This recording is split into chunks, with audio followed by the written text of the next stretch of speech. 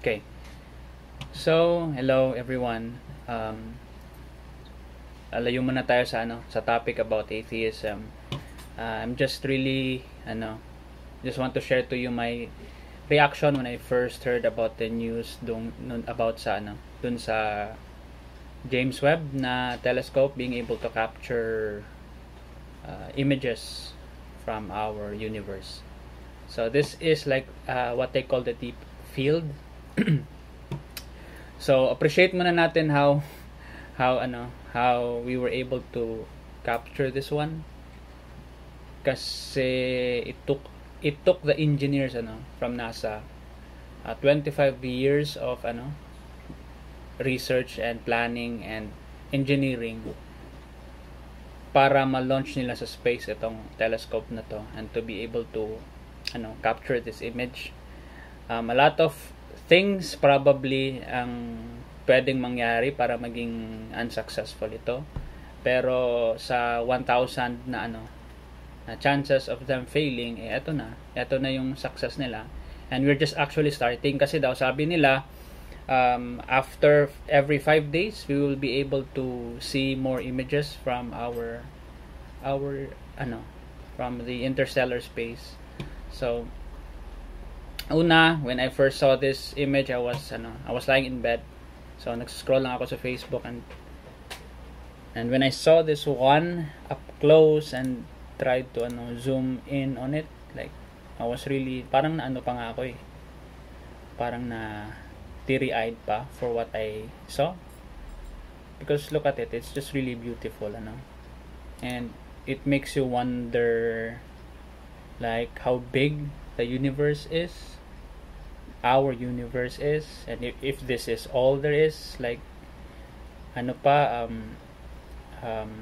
how many the galaxies we were able to capture, the different colors. Ito pa nga yung malaking I thought this was a big galaxy at first, but when I tried to search around, turns out that close daw to na star.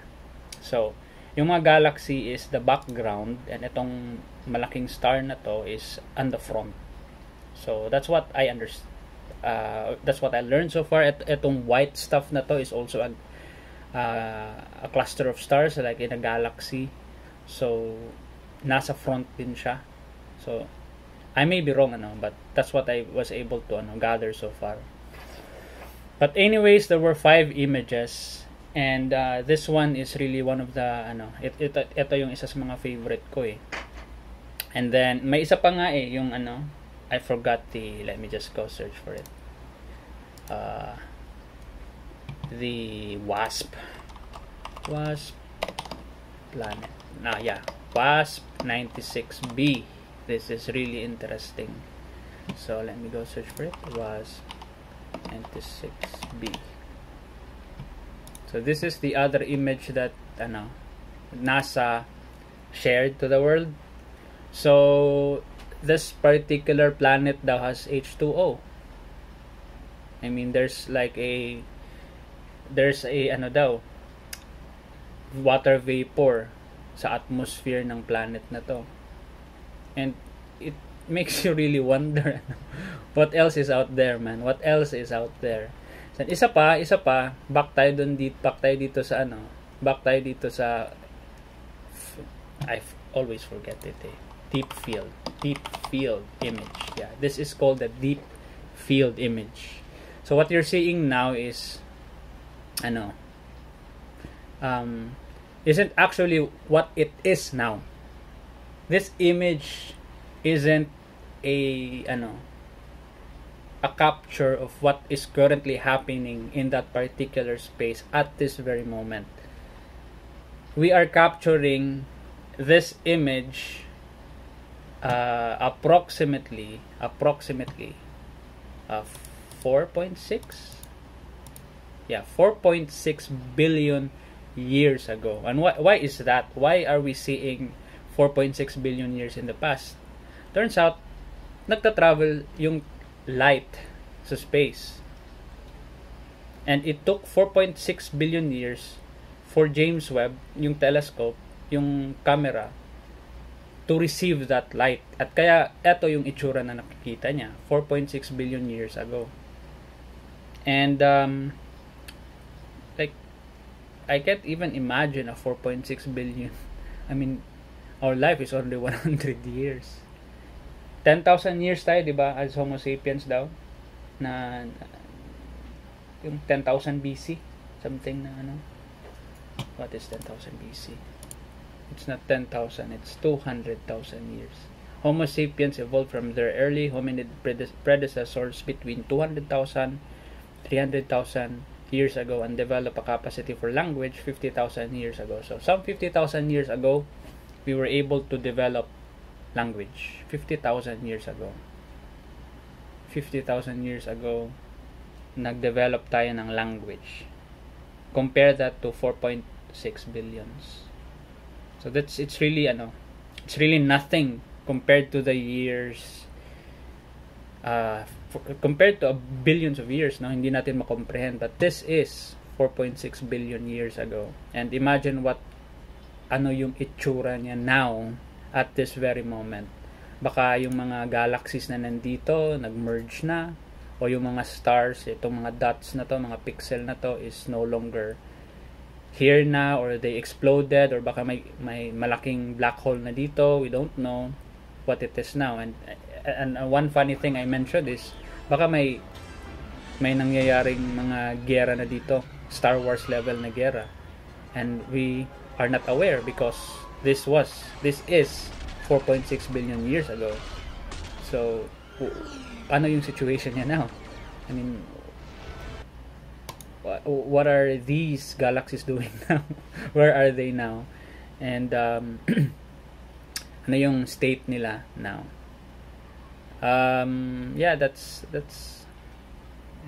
questions na nag-arise, and I was overwhelmed while I was thinking and I was looking at this image. I was really kaya nga natiri-eyed ako kasi shit, ang dami pang pwedeng nating malaman, ang dami pa nating hindi alam sa universe natin or sa mundo natin, and I'd love to know those things. It's like being excited in a project, kasi isa akong web developer, and when you're given a project, and then when the project manager describes what this app will do, like ano yung mabibigay nito na service sa mga customers, ano yung magiging technical na mga difficulties dito na we have to go through and solve. So ako na developer will really be happy in masisiyan ako kasi ang dami kong pwedeng trabahuin in the coming years.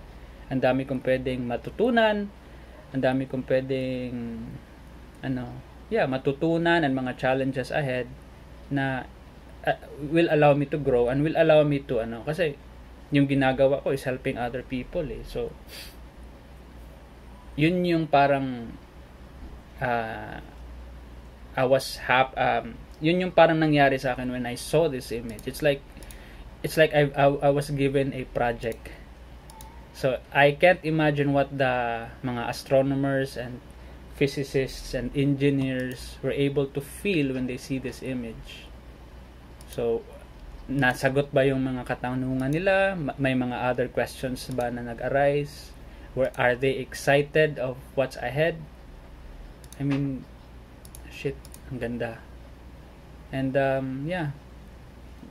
somehow na-feel ko yung excitement ng mga tao that are closely working on this project. And na-overwhelm ako and humanga ako sa kanila. I'm sure there are other people out there that will say na that's very that project costs a lot of money and it could have been used to solving other problems here on Earth. You are correct. It could have been used, but hindi kasi ganito yung nangyayari na inuna natin itong expedition na to, and then we ignored the problems here on Earth. A lot of people are solving those problems naman and are using money to solve different kinds of problems, and we are exploring as well.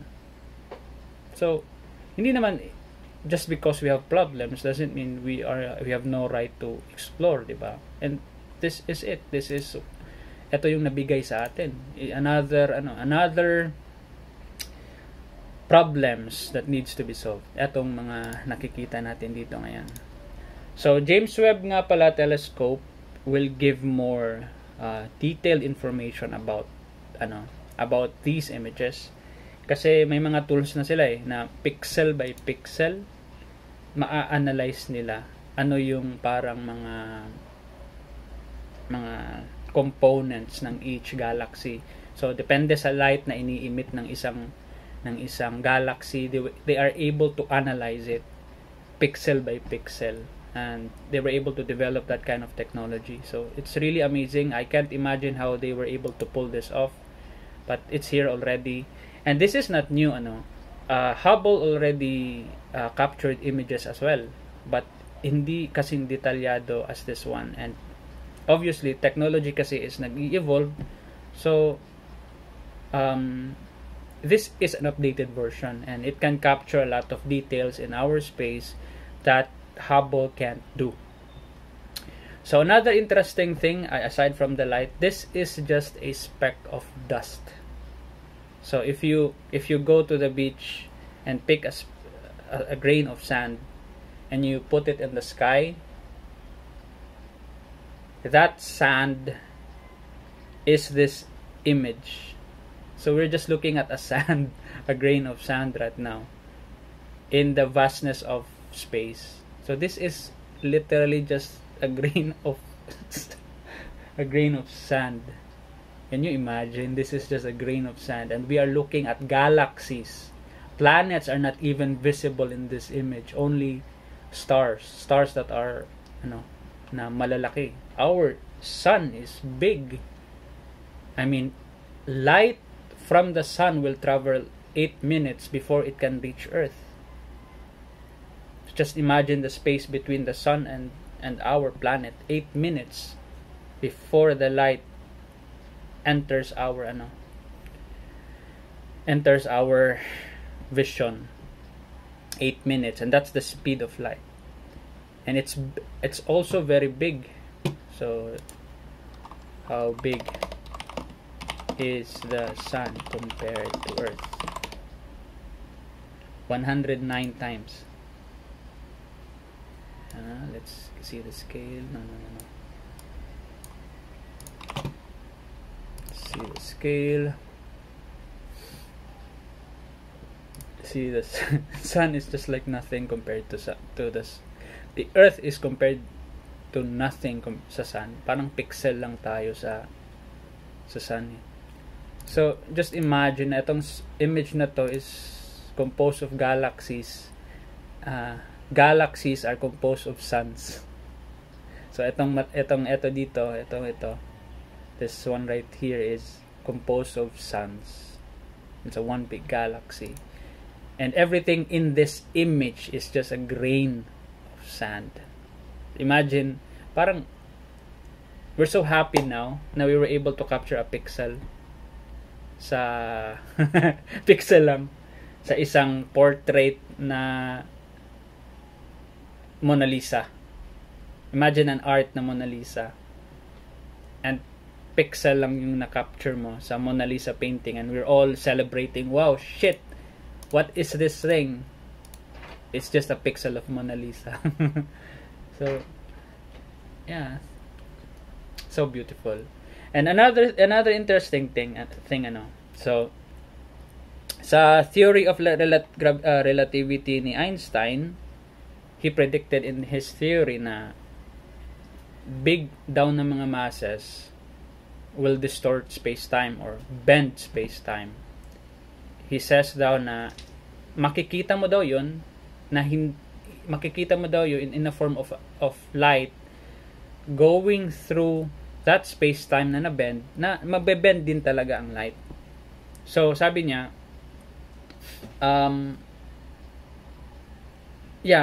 light doesn't travel in a straight path. If the space-time is curved, it will curve down. It will follow the curvature of space. And we are seeing it now.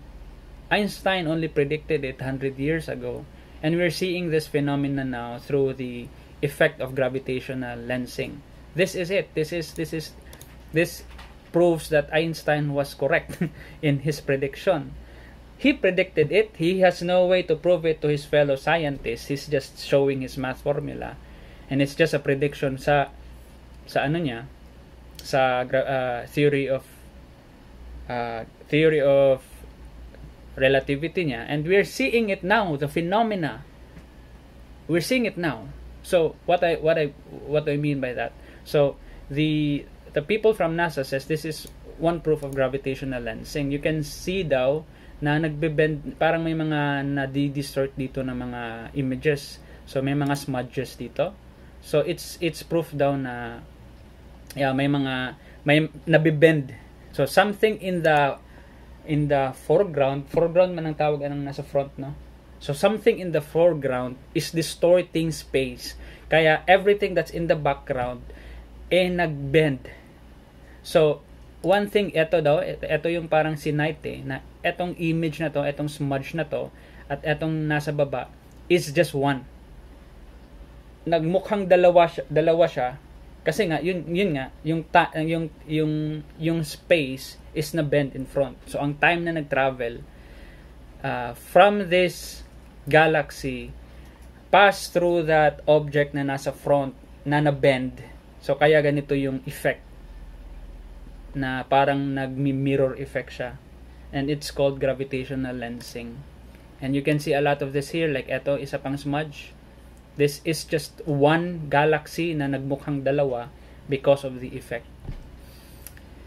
So fuck Einstein for being so smart. More or less 60 years ago, Ra. More or less 60 years ago, yeah, sorry. So that fucking shit, man. This guy so brilliant was able to predict this phenomena. And also, you will ask probably, no, can we see gravitational lensing in our own naked eye? Sa mga na-research ko, pwede daw, but only in very special occasions.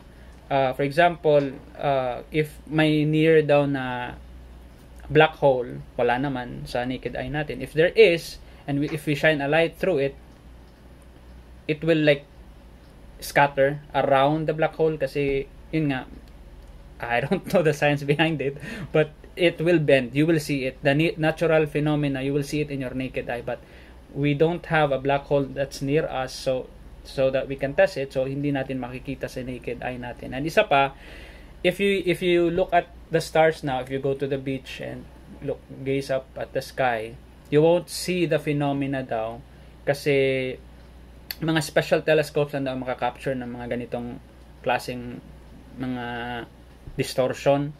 Hindi daw nakakapture ng mata natin. Marami daw maraming reasons. For example, ang atmosphere natin is blocking those distortions, something. So you have to go out the space and use a special camera to see it. But you can use your naked eye if there is a black hole na we can see, but there isn't, so too bad. But this is it. We are seeing it now.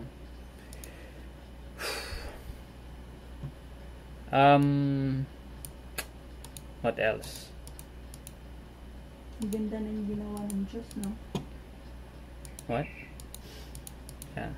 It makes you wonder, if you're a religious person, it makes you wonder, shit, ang ganda ng ginawa ng Diyos for me.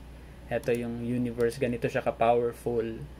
Ginawa niya yung stars and other galaxies. Grabe, ang sobra, ang galactic and universal yung kapangyarihan niya.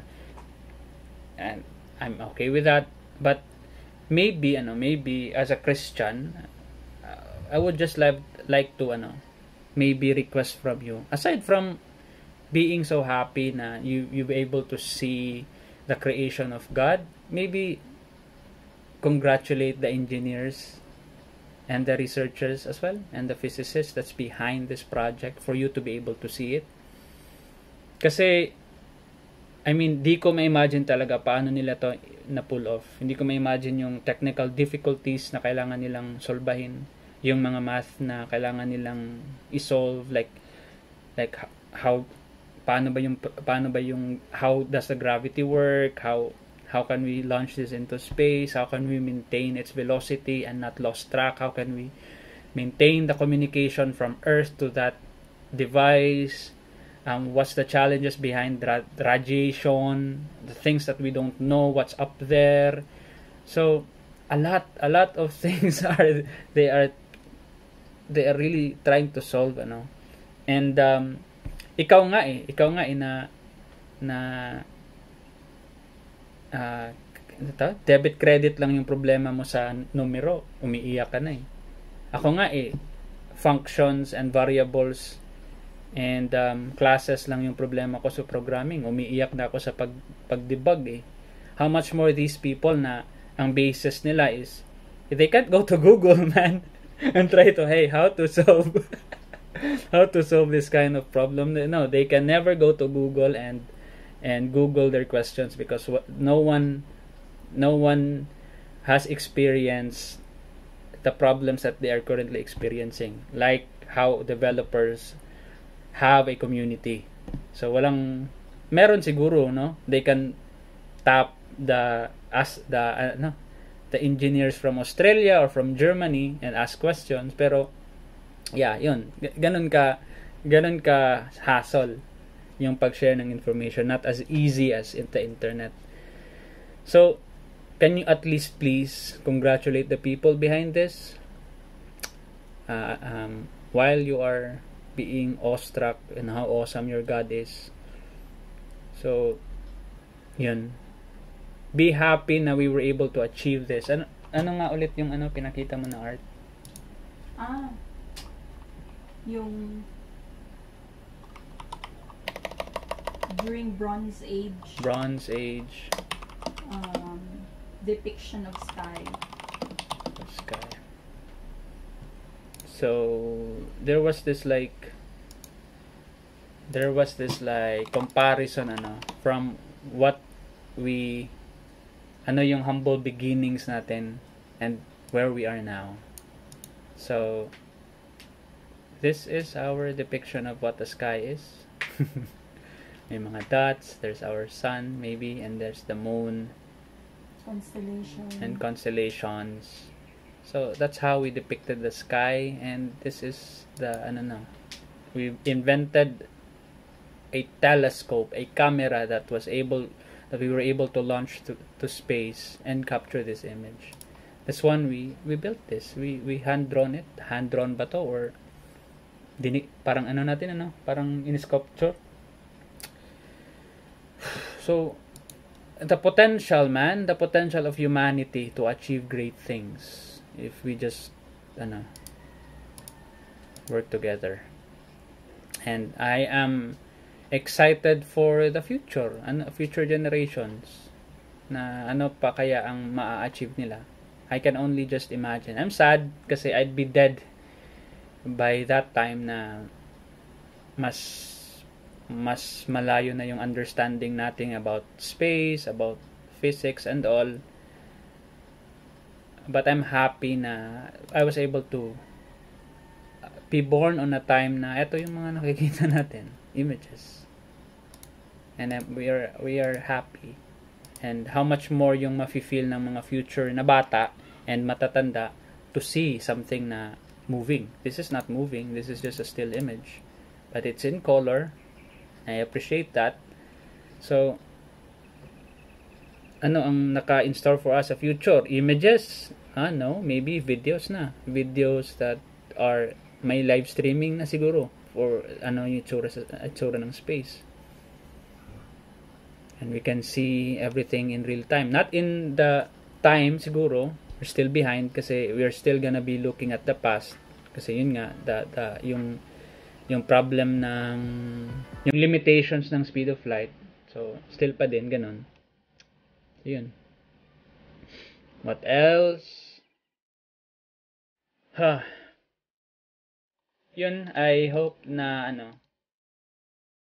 na may natutunan ka sa video na to, and if you like this kind of video, just hit the like button. If you enjoy this kind of content, subscribe, and see you in the next video.